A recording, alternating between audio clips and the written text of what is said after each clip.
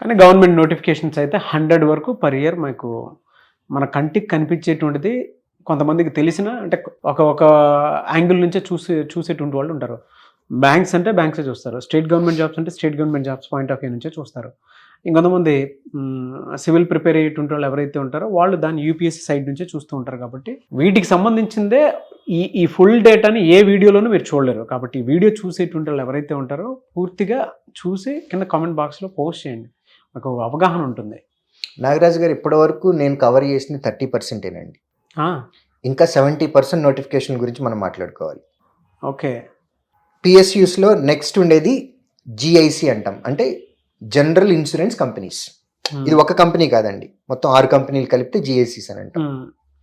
So ఇప్పుడు నేను company పేర్లు చెప్తున్నాను, దానిలో వచ్చే నోటిఫికేషన్ మళ్ళీ విడిగా చెప్తా. ఓకే. ఫస్ట్ ఇది అన్నిటికంటే పెద్దది, ఇండియాలో సింగిల్ లార్జెస్ట్ ఫర్మ్ ఏది అని అంటే అది LIC, life insurance corporation. LIC ఉంది. ఎల్ఐసిలోనే 4 రకాల డిఫరెంట్ నోటిఫికేషన్లు వస్తాయి. ఆ నోటిఫికేషన్ గురించి మళ్ళీ మాట్లాడుకుందాం. అసలు ఫస్ట్ ఇన్సూరెన్స్ కంపెనీస్ ఏమున్నాయో చెప్తా. ఇవన్నీ పబ్లిక్ సెక్టర్ అండి, అన్ని government. LIC, United India Insurance, UIIC అంటాం. New India Insurance Company, National Insurance Company, Oriental Insurance Company, Agriculture Insurance Company. మొత్తం 6 ఉన్నాయండి. 6 ఇన్సూరెన్స్ కంపెనీలు ఉన్నాయి.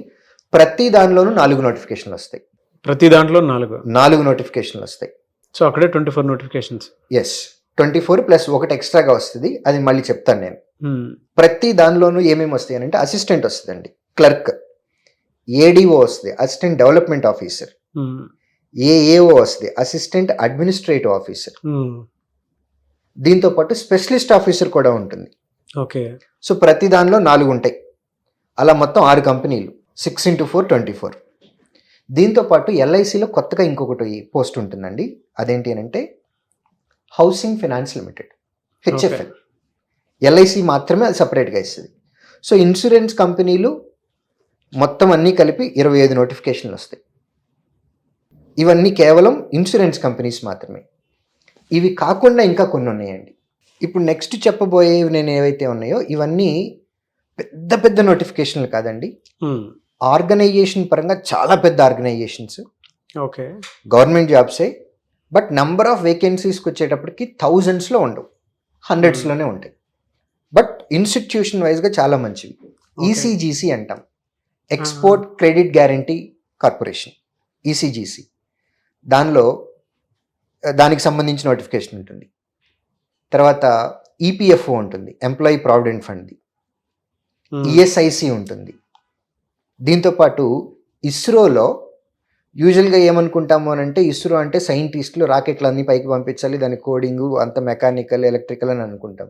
ఇస్రోలో డిగ్రీ క్వాలిఫికేషన్ తోటి జాబ్స్ ఉన్నాయండి. సైంటిస్ట్ బి అంటాం, పేరుకి సైంటిస్ట్ బి అనే, కానీ నిజంగా మనం పిహెచ్డి చేసిన వాళ్ళమో లేకపోతే సైంటిస్టులనే కాదండి, ఇస్రోలో ఉన్నాయి. దీంతో పాటు బార్క్, బాబా అటామిక్ రీసెర్చ్ సెంటర్లో ఉన్నాయి. దీంతో పాటు మింట్ ఉన్నాయి. ఇండియాలో డిఫరెంట్ మింట్స్ ఉన్నాయండి. మనకి హైదరాబాద్లో కూడా ఒక మింట్ ఉంది, అంటే మనకి నాణ్యాలు తర్వాత కరెన్సీ ముద్రించేది. అవును, మింట్ కూడా గవర్నమెంట్ దండి.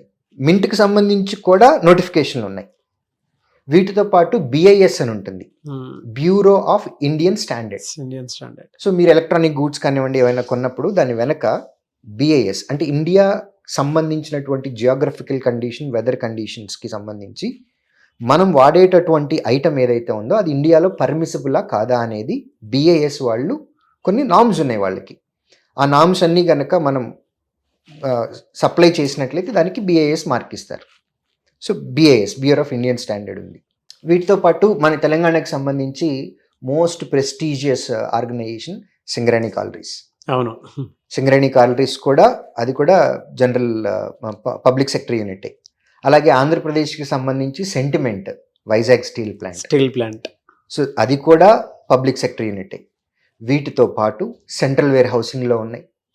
సెంట్రల్ వేర్ హౌసింగ్ నుంచి నోటిఫికేషన్స్ వస్తాయి, సిడ్బీ నుంచి వస్తాయి, నాబార్డ్ నుంచి వస్తాయి, at the same time DRDO నుంచి వస్తాయి, at the same time intelligence బ్యూరోకి సంబంధించినటువంటి వాటిల్లో 2 నోటిఫికేషన్లు ఉంటాయండి. IB, most prestigious institute for India. అందులో అసిస్టెంట్ అంటే క్లర్క్ సంబంధించి ఒక నోటిఫికేషన్ వస్తుందండి.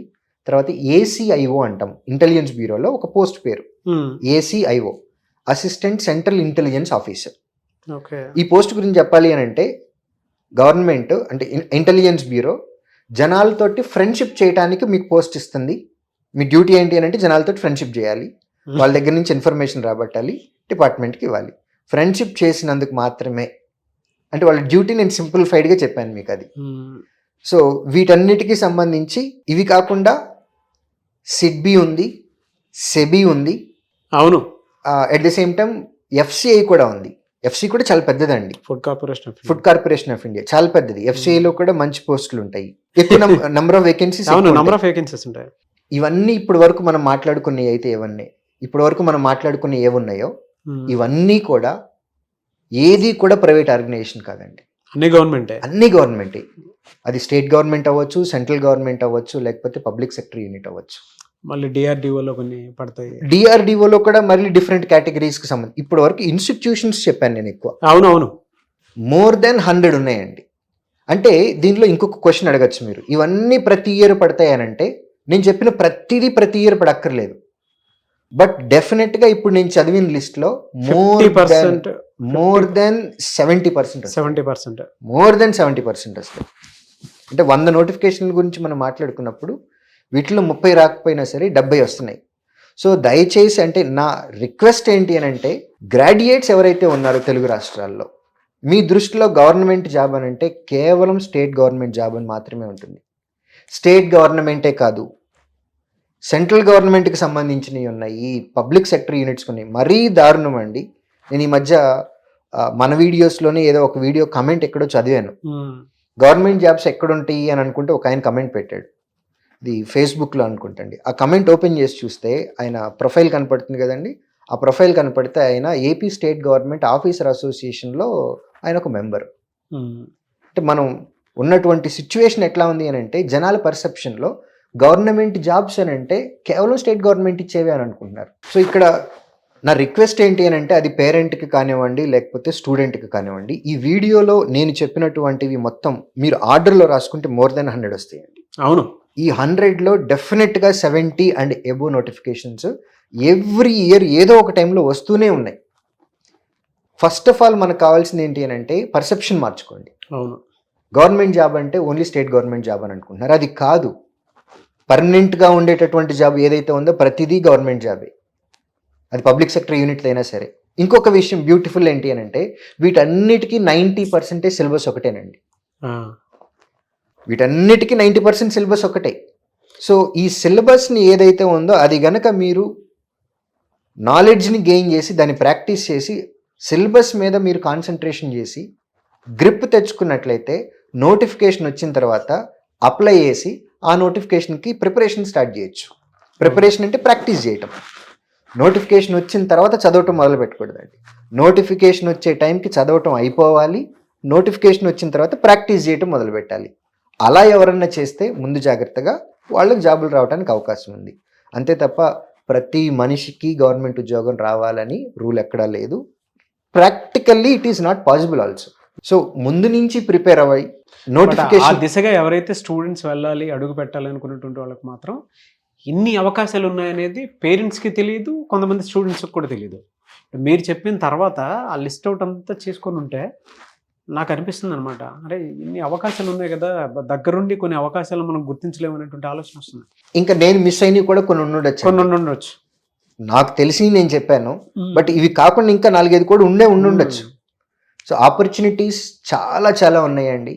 ఏంటి అని అంటే ఒక రైట్ పర్సన్కి రైట్ ఆపర్చునిటీ కావాలి అని అంటే పర్సెప్షన్ మారాలి.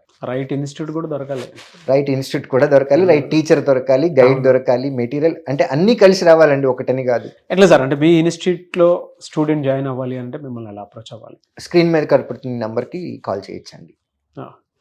Very good and detailing knowledge అండి.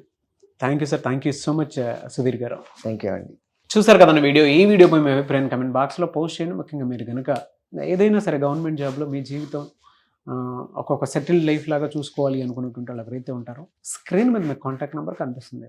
మీరు ఏదైనా కోచింగ్ ఇన్స్టిట్యూట్లోకి కోచింగ్ తీసుకొని అవగాహన పెంచుకొని ఒక్కొక్క మంచి నాలెడ్జ్ తోటి, అది కూడా ఒక మంచి కల్చర్ ఉండేటువంటి వాతావరణంలో పిల్లలు మంచిగా అంటే ఎలానంటే ఒక్కొక్క కాంపిటేటివ్ వరల్డ్లో ఉన్నప్పుడు హెల్తీ కాంపిటీషన్, ఒక ఫ్రెండ్షిప్, దాంతోపాటు ఒక విజన్ ఉండేటువంటి స్టూడెంట్స్ తోటి మీ పిల్లల్ని ట్రావెల్ చేయాలి అనుకుంటే శ్రీధర్ సిసి ఇన్స్టిట్యూట్లో మీరు జాయిన్ అవ్వాలనుకుంటే స్క్రీన్ మీద మీకు కాంటాక్ట్ నెంబర్ కనిపిస్తుంది. దాన్ని మీరు call or message or WhatsApp చేసి వెంటనే ఎన్రోల్ చేసుకుని జాయిన్ అవ్వచ్చు.